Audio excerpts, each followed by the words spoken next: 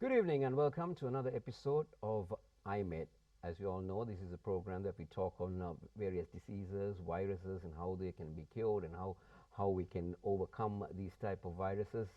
Obviously, currently a very common topic has been the COVID-19. But in our previous episode, we've been talking about another virus which has been there for many, many years in Sri Lanka, and it even going way, way back to the 17th, 18th century, as it was explained in our previous program. So joining me also today for this discussion to give us on how we need to get protective from the dengue virus is a medical officer of the National Dengue Control Unit, Dr. N. Arif, joining me for today's discussion on IMED. Good evening to you, Doctor. Good evening, Mr. Costa. Well, we did talk about the symptoms of, we wound up with the symptoms of dengue and what you need. So let's move into the next step. Say, okay, for example, I've been identified as a dengue patient. What is the next step? Where? Is there any particular test that is run, or is there any particular medication that is going through? When a person gets fever, then if he thinks that he might have got this dengue, or else say we used to take paracetamol at home. Most of the people now they themselves treat with paracetamol.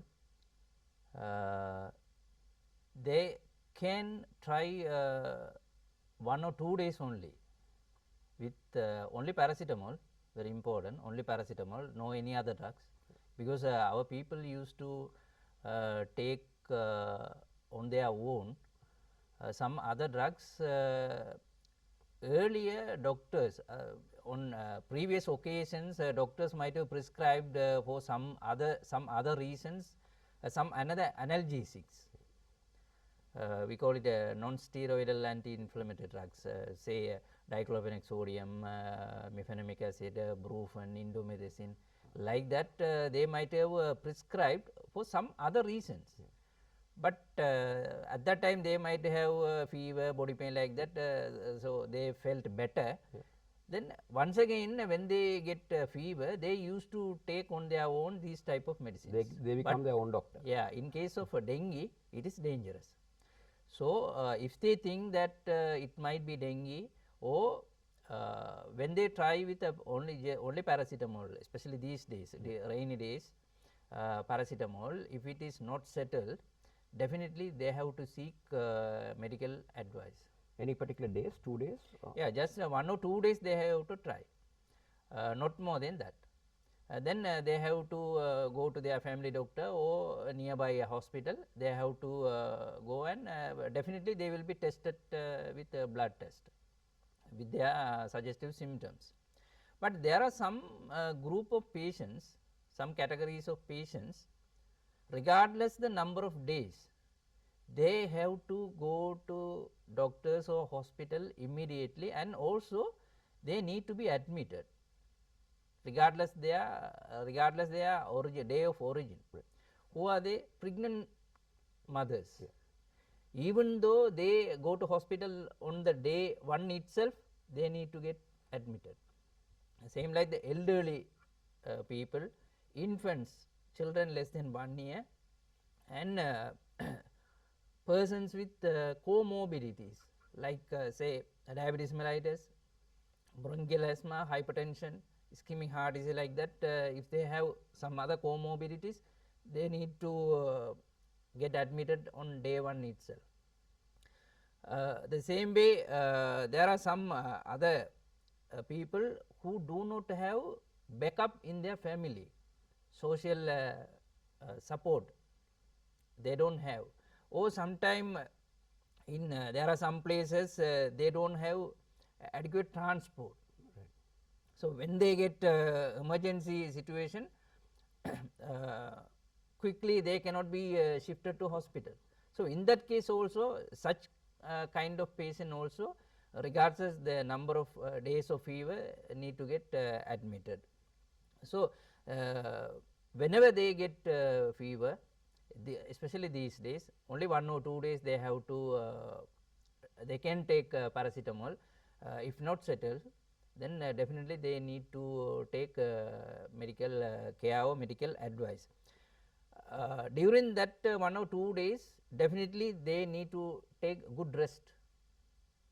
If they are working people, they should not go for work. These days schools are closed, but if the schools are functioning or they are attending a private tuition classes, the children should not be, or students should not be sent for those schools or tuition classes, because they need the rest, and they have to take adequate fluid according to their age and age, not more than that, because when they get a fluid overload also, then the disease will be in danger. So, adequate rest and adequate fluid they need to take. As I said earlier, for the fever or body pain, only paracetamol, not any other drugs, and they have to avoid some type of foods. Say red color or brown color food or liquids, they have to avoid, because So when you say red color food, and so you are talking about referring to meat items, is it? Or no, I will yeah, tell, yeah. because during the course of progression of this disease, there is one phase, critical phase, where they can get bleeding manifestations. There might be bleeding tendency when the disease worsen. So, when they take these red color or brown color liquids or meals, foods, then it will mimic, or it will obscure the real picture.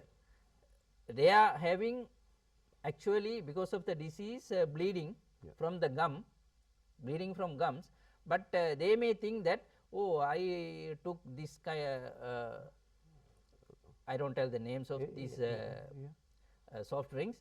There are some colors, red colors. They can think that because of that this looks red like that. So, it will put them into danger. So, they need to avoid especially red or and brown color liquids and foods. Even grapes, beetroot, Chocolate? yeah, like the especially red and brown color fluids and foods they need to avoid. Especially they need good rest and adequate fluid they have to take. If they think that they are having dengue, or otherwise until they seek the medical advice. But it should be only 1 or 2 days, not more than that. So your self medication is limited to 2 days maximum. Yes. So then what are the now? Okay, finally after 2 days you still find your fever going, you have your body aches coming in. So obviously you go for medical advice, or you go to a hospital. So what does a hospital do first of all? Because now you heard about rapid tests that have been taken, dengue rapid test and all that. So how? Yeah, when they then when they go to a hospital or to their family doctor, then definitely according to the clinical picture, they will request for some kind of a blood test. The basic blood test, everywhere it is available, every part of our country it is available. Simple test, full blood count. Most of us knows about this full blood count. It should be done. So that full blood count report will give some clues whether he is having dengue or not. And sometime we can't judge with one report. We have to repeat the test maybe in 4 hours, or maybe the next day, or they may need to get admitted with the first report itself.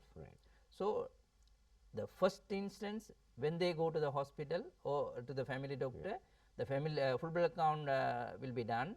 According to that report, it will be decided immediate admission needed, or they can come again the next day to repeat the full blood count, or they need to be rechecked in 4 hours. So that blood report will full blood count report will tell us. And now we have as you said rapid antigen test. Everyone knows about this now. Here also we have NS1 antigen test. It can be done now. I think in our country now, base hospital and above, these NS1 antigen strips are available now. But the thing is, this NS1 antigen test should be done in the early period, say during the first 3 to 4 days of fever. It should be done. Then only the result will be more accurate.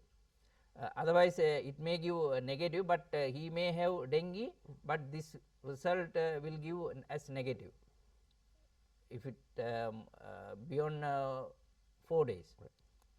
4 days or 5 days. So the period will be between 2 to 4 days. Within that gap, you need to take the. Even the day one it can be done. Right. Even day one it can be done. Yeah.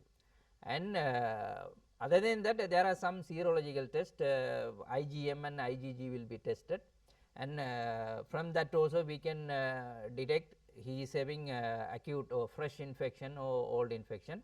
If the IgM is positive, he will have it means he is having a new infection. Sometime both may be positive, IgM and IgG may be positive. That instance also we will tell that he is having new infection. But IgM negative, IgG positive, then it will be probably old infection, not a new dengue infection, like that. So these tests are available. There is another PCR test, but it is rarely being done. In certain special occasions only that test done, that is available in MRI. Yeah, doctor, you mentioned, like, say, when you do these tests, there are certain criteria that identifies, okay, you need medication directly, you need immediate medication, you can wait for another 2 days. What are those types of things that come in a report, like that that you become contracted to dengue, or you've been identified as a dengue patient? Yeah, as I said earlier, just 1 or 2 days they can stay at home. After that they should go, and the full blood count will be done. Then according to the report, we will there are some indicators, parameters are there, especially platelet count. Yes, that's what I was right. going Everyone will talk about this platelet count, because there are some interesting stories also in relation to platelet count. So depending on the number of platelet count, with that the total count, and also there is another parameter, hematocrit. Yeah. According to these 3 parameters, it will be decided by the treating doctor. As I said earlier, he needs immediate admission, or he can be delayed for the next day, or he need to be rechecked in 4 hours. Accordingly, it will be decided. According to that report, the management also will be. Management means we know that no specific treatment for this dengue disease. Yeah, I was going to ask, what my next question is going, what is the next, what is the medication that you would go? I get hospitalized for dengue, then what did the hospital give me? Yeah, because dengue is a killer disease, as I said earlier. It is a life-threatening disease, but interesting disease. Several questions, when we talk about this dengue, several interesting questions will follow. Yeah, as we say, no special treatment for dengue, no special drugs so far detected. No vaccine. No vaccines, no drugs. Then what the hell you are telling to go to the hospital? Just people ask, but we need to monitor these patients. I said killer disease. Yeah. Why it is called killer disease? Within a short period, he may end up even death, into a critical situation within a short period if he is not properly monitored. So what we need in case of dengue, they need to be monitored carefully. There are some warning signs. There are some warning signs. We can miss those warning signs. If we miss those warning signs, then our admission or our medical seeking time will be delayed. Then we will be in trouble. According to the past experiences, most of the deaths due to late admission. Nothing can be done. If they were properly monitored, or if they detected on time and admitted on time in the hospital and monitored carefully, sometime who knows, they might have been saved.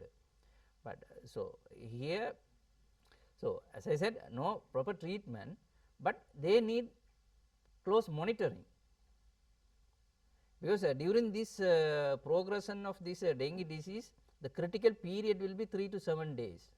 So when you say monitoring, doctor, what do you monitor? Because I know, because some patients, you look at their urine levels, you look at how many liquids you need to measure all that, is it? Yeah, because there are some warning signs here. Warning signs we can tell. Say now one patient, it relates to that interesting story in relation to platelet count also.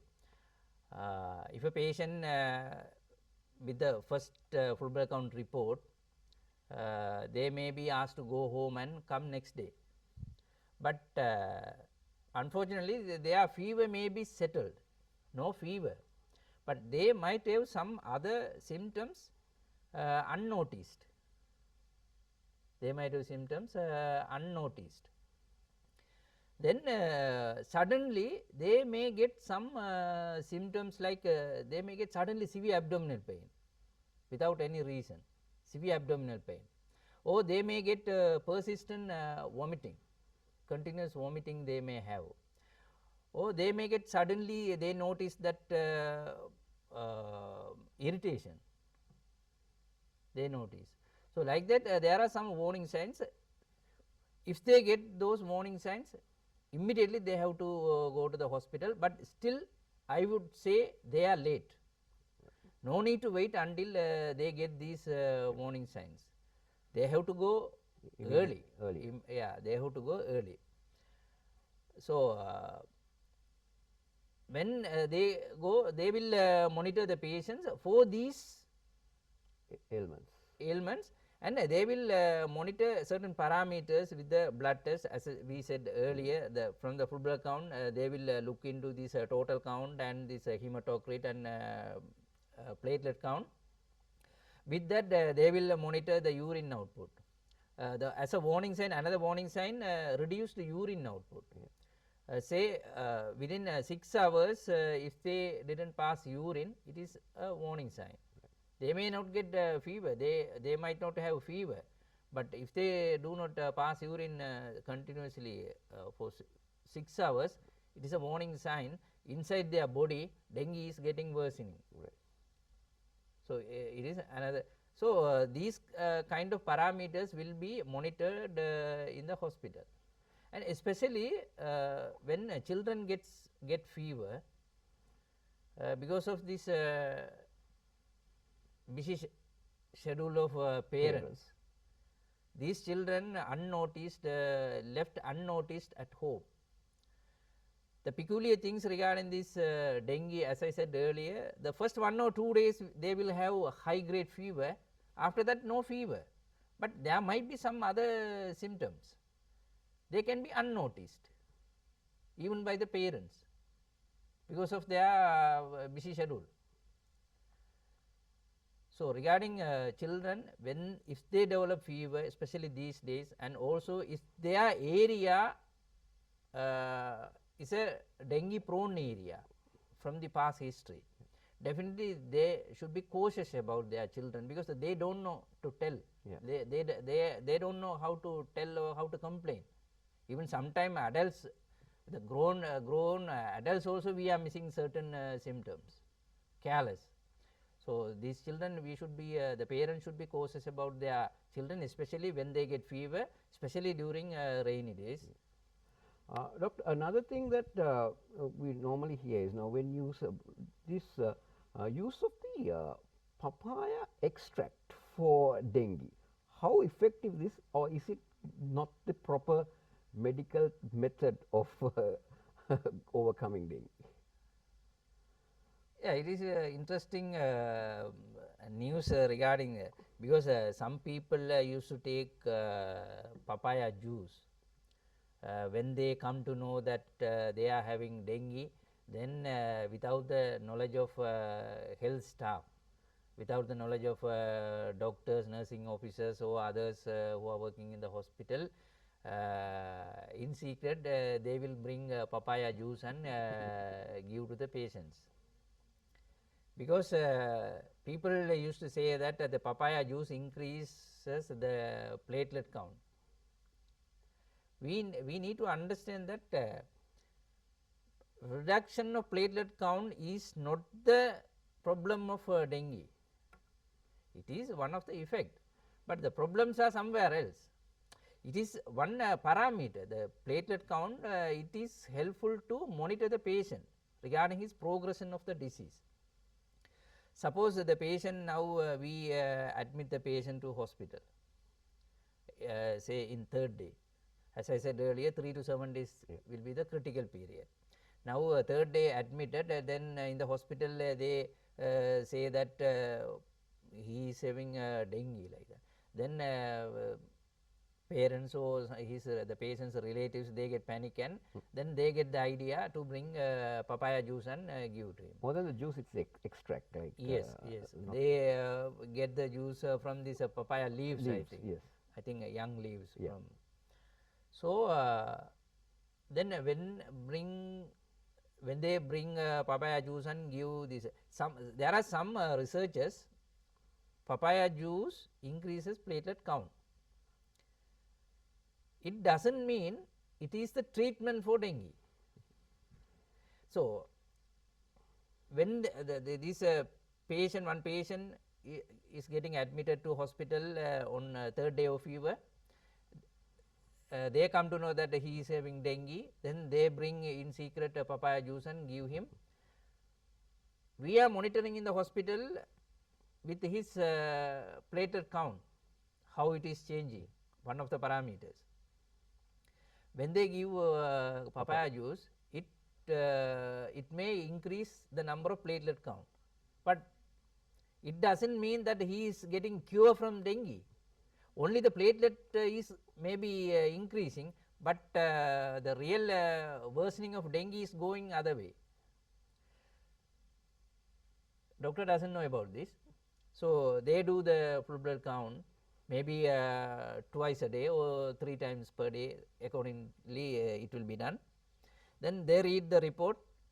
It says right, morning done, the platelet count was say 78,000. Evening it was done, say it has come now to 85,000. The next day it was done 90,000. Like that the platelet is increasing. Alright, okay, he is improving, he can be discharged.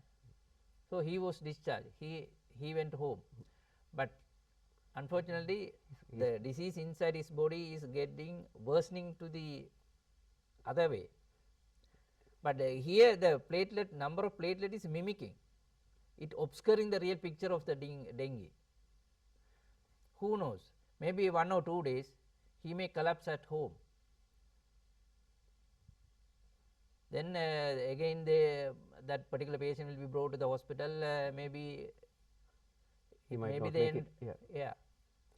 So that is the situation. But if they want to give this papaya juice, no harm if they give after discharge from the hospital or after 10 days of fever, no harm. So then but during that critical period, say 3 to 7 days, better not to give.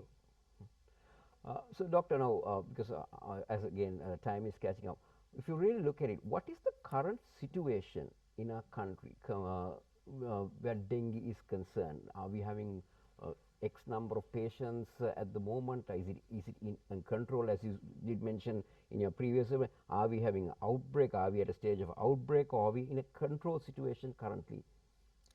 Yeah, when we compare with the previous years, we have less number of cases, but it doesn't mean that we are in the safe side.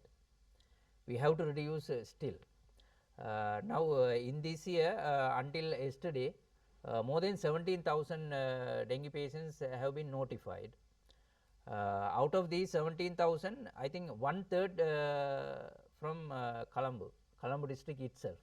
The whole western province covers, I think, 50%, half of the total 17,000, half of the patients are from western province. Still 1/3, around 30% from Colombo district itself. And last month we had more than 3,000 dengue cases notified. So it is, and also we are in the seasonal raining. So the dengue cases may go up. So we need to be alarmed definitely. So the really this very helpful. This program will be really helpful for the public to get to know about these dengue and why need to be cautious regarding dengue. Yeah. So I think we've come to a very important discussion. We've been very well educated by Dr. Arif on how you need, what are the symptoms, what do you need to do when you have high fever for 2 days, and when you, what is your next step to do, what are the tests that you need to do, and especially make sure that you don't take a lot of papaya juice during that very critical period, as doctor mentioned, because that might be not the best cure for you to get out of a dengue situation. Maybe after 10 days, as the doctor mentioned, you can have the papaya extract. Well, doctor, once again, thank you very much for joining us on this program of IMED, and we've really learned a lot on what dengue is and how dengue is contracted and how you can overcome dengue and as a patient. Thank you very much for joining me. Thank you, Mr. Really, it's a helpful program. Yeah. Well, with that, we come to the conclusion of another episode of IMED. Hope you had a very in detailed description of what dengue is throughout our 2 programs that we've had so far. So till we meet again with another episode of IMED, it's good night.